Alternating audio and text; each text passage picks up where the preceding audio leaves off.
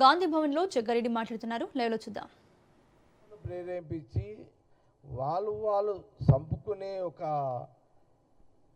మాటలు చెప్పి దానికి హరీష్ రావు గారి కుటుంబము దానికి వాళ్ళ వాళ్ళ వాళ్ళ వాళ్ళ వాళ్ళు ఆ రకంగానే రాజకీయంగా జీవిస్తున్నారు.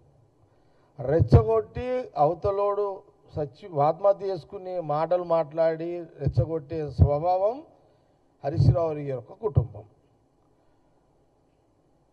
ఎక్కడన్నా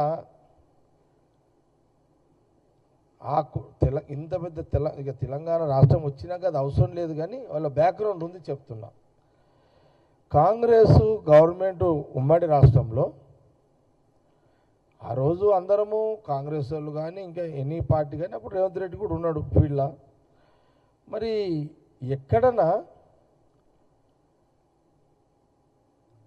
మీరు మీ కుటుంబము మీరు ఇచ్చిన స్పీచ్లకు యువకులు బలైపోయారు, ఆత్మహత్యలు చేసుకున్నారు. కానీ కాంగ్రెస్ ఎప్పుడైనా తెలంగాణ మూమెంట్లో మా గవర్నమెంట్ ఉన్నప్పుడు కూడా మీరు ఎవరు ఆత్మహత్యలు చేసుకోకండి, సోనియా గాంధీ రాహుల్ గాంధీ గారు ఆలోచన చేస్తున్నారు విభజన గురించి అని పదే పదే చెప్పిన క్రమంలో సభలు ఉన్నాయి. కానీ హరీష్ రావు గారు, కేసీఆర్ గారు, ఆ రోజుల్లో కేటీఆర్ గారు మీరు మాట్లాడే మాటలకు ఆ ఎమోషన్స్కి మేము సావడానికి సిద్ధంగా ఉన్నామని మీరు రెచ్చగొట్టడం, పిల్లలు చచ్చిపోవడం, మేము తెలంగాణకు రక్తం దారపోస్తామనడం, పిల్లలు చచ్చిపోవడం, తెలంగాణ కోసం నా ఫ్యామిలీ మొత్తం బలిదానం అవుతామనడం, పిల్లలు చచ్చిపోవడం. ఇదే కదా జరిగింది.